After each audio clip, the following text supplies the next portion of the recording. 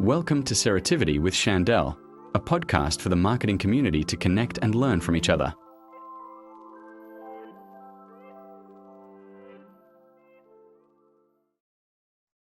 Hello and welcome to Ceretivity with Shandel. We're joined today by Deepak Singh. Deepak is the founder of Mission Rhythm, PeopleStack and Just Sing Out. He's been very busy. Deepak, it's great to be able to have a chat with you today. I know we've got lots to cover. Welcome. Thank you. I'm really excited to be here and have this conversation. And it's not the first time we've chatted. Deepak and I go back a fair few years. I think we first connected at HR Leader and we're talking about current topics then. And things have obviously shifted a lot, but I know some of the core values are still there. And I'm looking forward to getting into that with you today as well. Yeah, so me too. Can't wait. So if we could start with an introduction. Can you tell us a little bit about your journey and your career and how you've come to where you are today? Yeah, okay, I'll try to give an abridged version. So I think I didn't set out to start my own business, or I think also create multiple brands. Firstly, I fell into a non-existent job market and I set out to fix something that kept annoying me. What I was seeing is that, or what I keep seeing is that there's really smart companies with some great brands, some strong marketing, some great people, but then when I step inside, I think this doesn't feel right, or it doesn't feel like what they're selling. And doing so, I found that a lot of leaders couldn't see it or actually didn't want to see it. So I started in traditional HR roles, I guess learning the rules, feeling this huge disconnect, and also wanting to break things. I moved into startup scale-ups, a lot of consulting, where things were faster, they were messier, but also what I felt was a lot more honest. And across each, I kept seeing the same pattern showing up.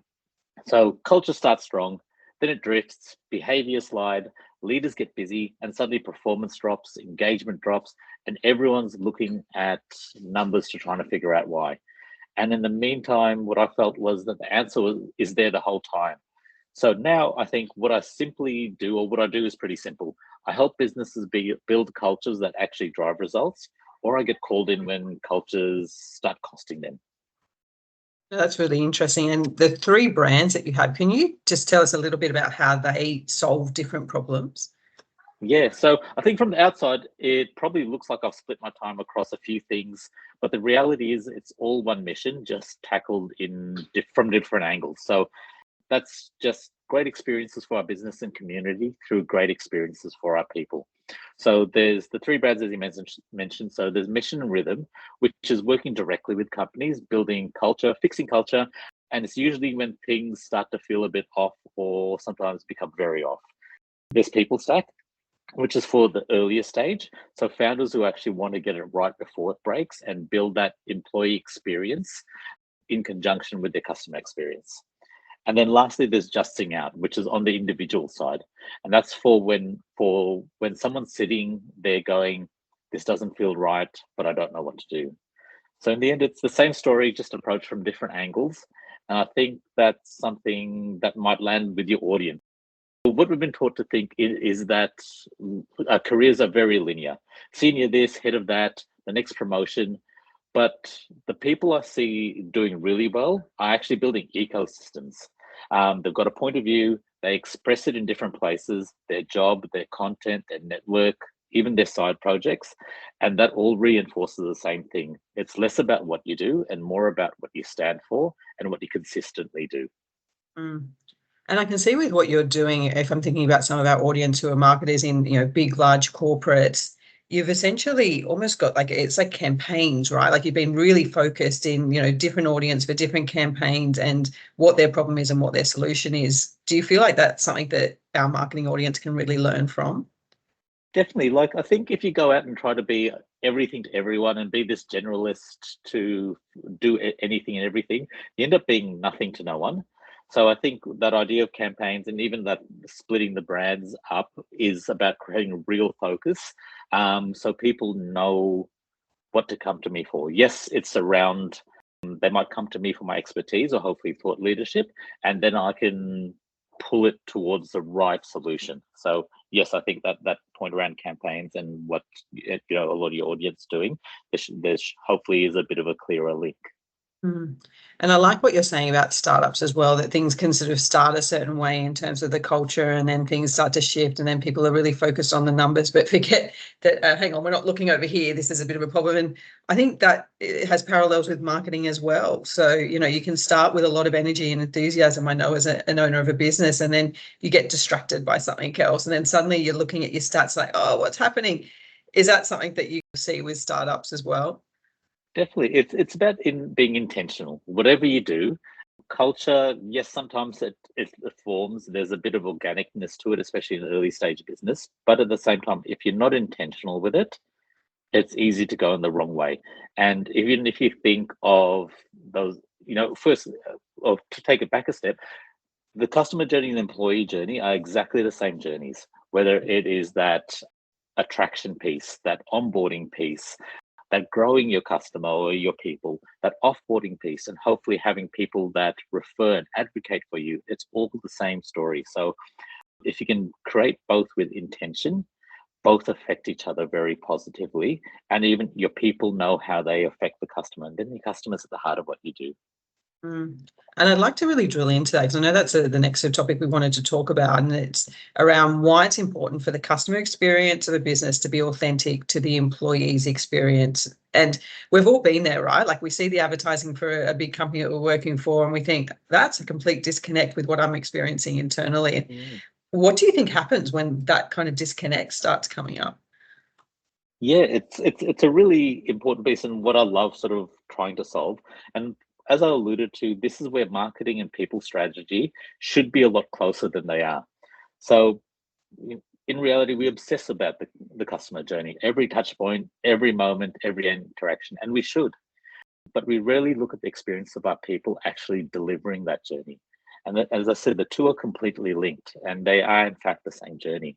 So if your team is burnt out, unclear, consistently dealing with internal friction, it shows up in your customer experience. Mm. And no amount of polish fixes that. So the opportunity is to design both together. So the question I normally ask is, if this is the experience we want for our customers, what needs to be true for our people to deliver that consistently? And that's where things get really interesting. That's a great point again for our startups to, let's start on the right note here, right? Let's see these two things as being absolutely interlinked, and let's make sure that, I guess, those two teams work really closely. And maybe in a startup, it's not always a big marketing team or a big HR team, but it could be, the person responsible for both. They should really be working in lockstep with each other, right? Yeah, exactly. And that's the opportunity that even if it's a larger organization, our own businesses, the more we can do together, firstly, many hands make light work, but we understand each other's piece. We're not acting in silos or isolation. If we understand what the other team's doing, why they're doing it, we can quickly align and the whole business moves together versus, our team doing this, another team doing that, and realizing you're either doubling up on work or missing parts of the work. And there's something that goes to the heart of values here, right? And it sort of puts me in mind of when I worked in the recruitment industry, that you treat candidates and clients the same, because you never know when one's going to be the other. And I think similarly, you treat customers and employees the same, because hopefully, that will flow both ways as well. It does. It does. And, a lot of people buy into a brand because they're a fan of the brand, or they might have bought of it and had a great experience from it. So it is really important both speak to each other. And we know there's that stat that, if you have a great experience, you might tell a few people, but if you have a negative experience, you tell 20 people, whatever else it is. You write a Google review or a Glassdoor review. So all these things matter. Everything communicates. I think that's a really important one that I learned from one of a great marketing manager I previously worked with, is that everything communicates. So if we're communicating and sending the right message and being consistent with that, it affects the other. So yeah. The last point on this before we move on that I would make is, I think as a marketer, and I guess a salesperson, anyone promoting a business, is that if you're not happy in your workplace, and if you don't actually believe in what you're selling, marketing, whatever, that comes across, because it then feels inauthentic. And we were chatting before we started the podcast episode this morning about how, you want to feel passionate and energized, and people connect with people. Is that something that you found as well, that, companies are more successful and people believe in what they're saying? Yeah, exactly. And we are working harder, we are stretched further. There is a lot going on, not just in work, but in life. And if we want to give our all and want our people to give our all, people need to love what they do or really enjoy what they do or really tie into the mission and know that it's lived and breathed, not just words on a wall. So without a doubt, if we want to get that extra little bit out of our people and give that extra little bit, it only comes from really enjoying what we do and not going through the motions or going, I can't wait for that next job opportunity or whatever it is. Yeah, that's so true.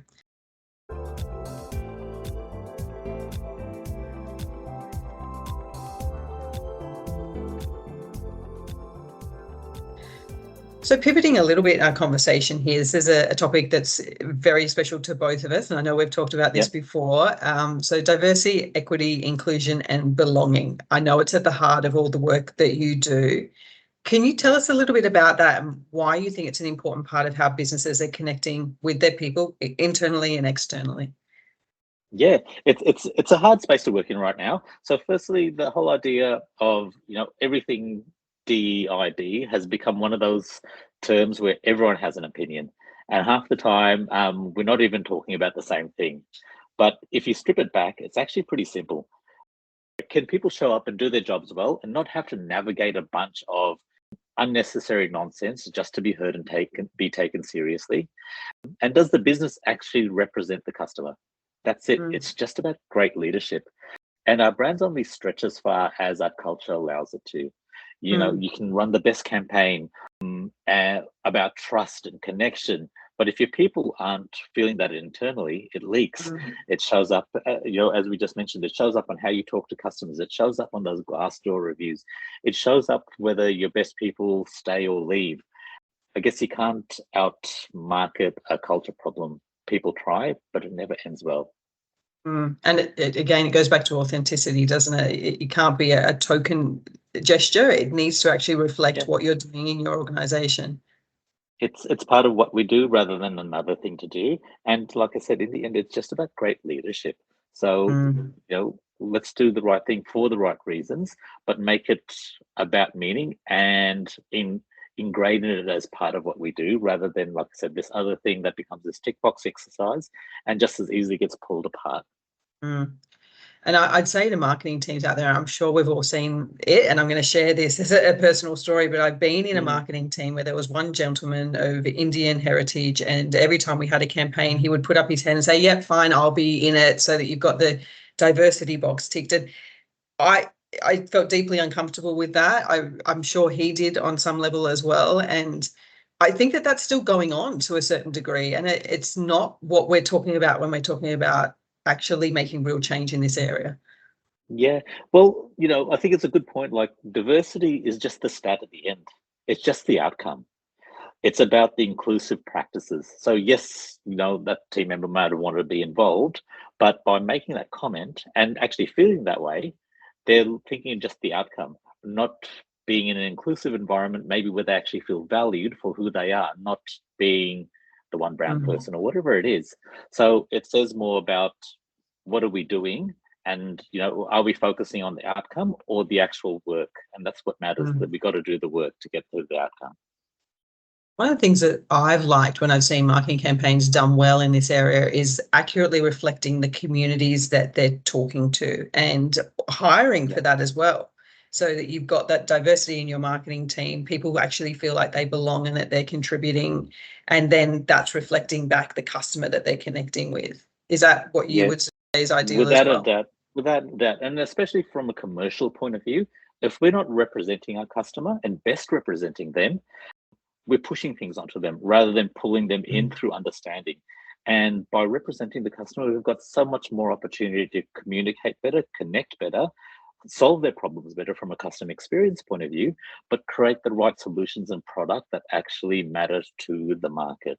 So without a doubt, if you just take a pure commercial lens, or from a business point of view, it's about best representing our customer. And in a global economy, a virtual world, that can be almost anyone and everyone. And it also comes down to how you're communicating, the mediums you're choosing. So I'm really passionate about plain English because I think it reaches a wider audience and it just feels fairer. Passionate about, video, short form, long form, written, because it means that you're giving more people an opportunity to I guess, be reached and be included. Is that something you would agree with as well? Exactly. That goes both ways. If you think about this marketing conversation, but also communicating to your people, one of the best leadership lessons or bits of advice I got is, as a leader, only when you're black and blue from repeating that message in different ways in different forums, only then it's sinking in. And that's not a bad thing, but it's important we do communicate clearly, and in as many ways as possible, because some people might take a written note as what they need. Some people might take video. Some people might take a combination of a few over a period of time. We don't learn from one piece. We learn from multiple messages pointing us in the same direction. And I think a lot of bigger marketing teams get that, but I think sometimes your startups, because they're so busy and they just want to put out a message, they might have a bit of a scattergun approach and forget that you can't just expect, say, one LinkedIn post or one email to nail it. You need to sort of think, okay, what's my message and what are the different ways I can get it out there to people?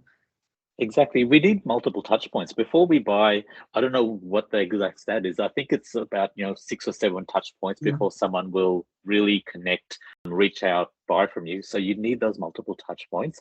And if you're sending the same message or expertise in a certain area, that points everything in the same direction. Yes, we can do multiple messages, but if they're one's on this topic, one's on something totally different, one's being something else and being inauthentic, it sort of breaks that up. So, we're busy, we're all doing lots. So if we can create some focus and create some impact in what we do, hopefully we're making all our lives a little bit easier and getting the outcomes we want from it.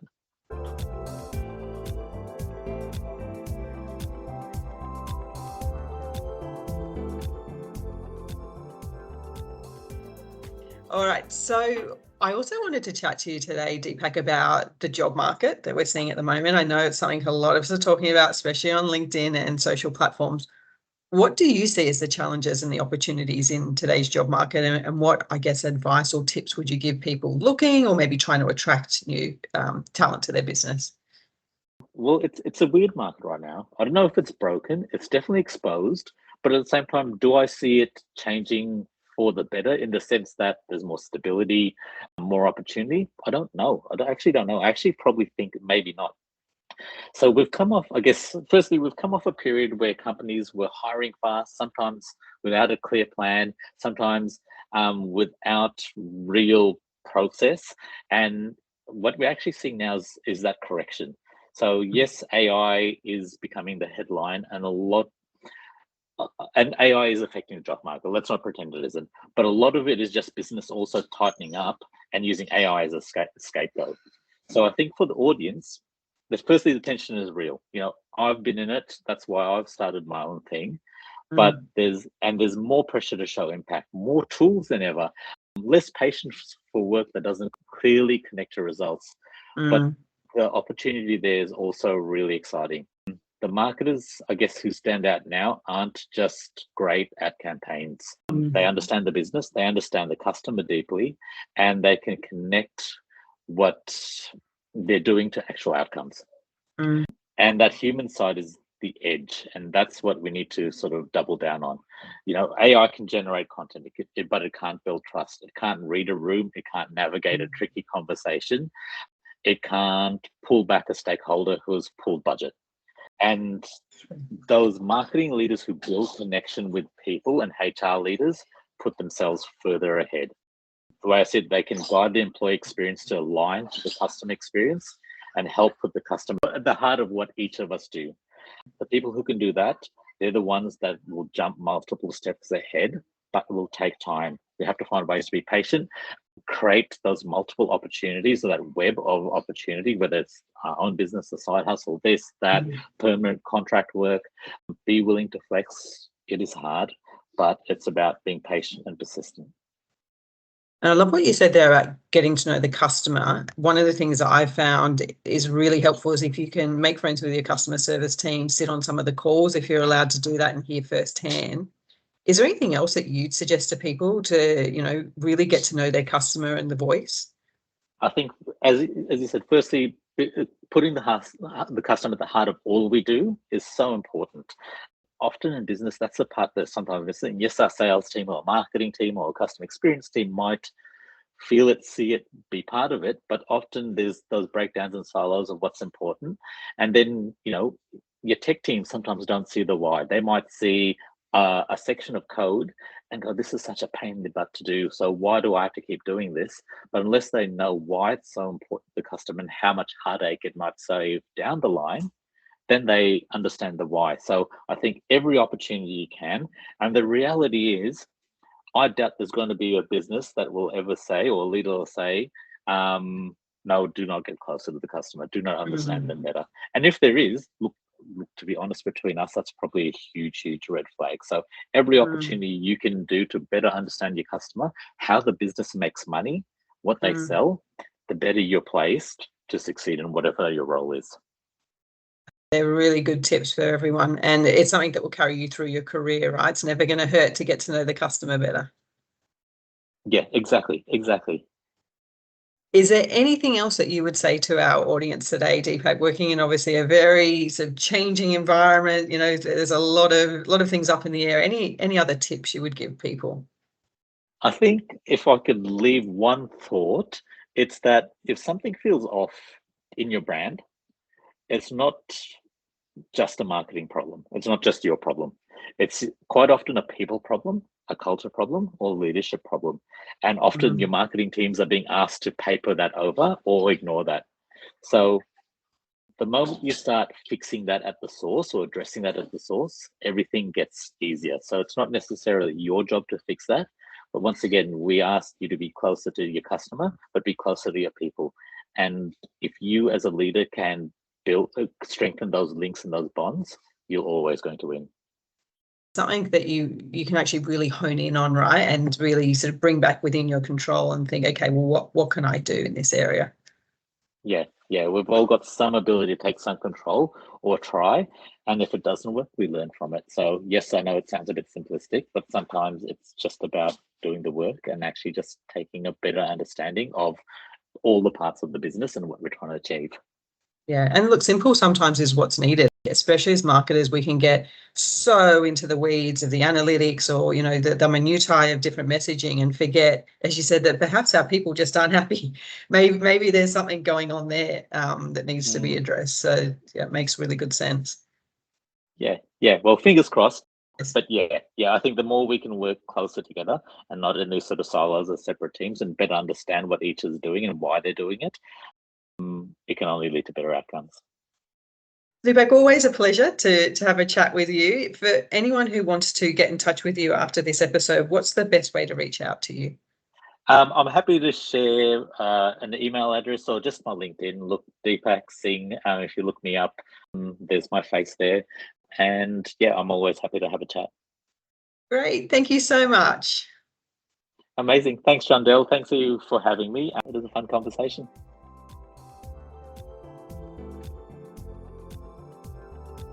If you enjoyed today's episode, please like and share, as this helps us to reach more marketers just like you.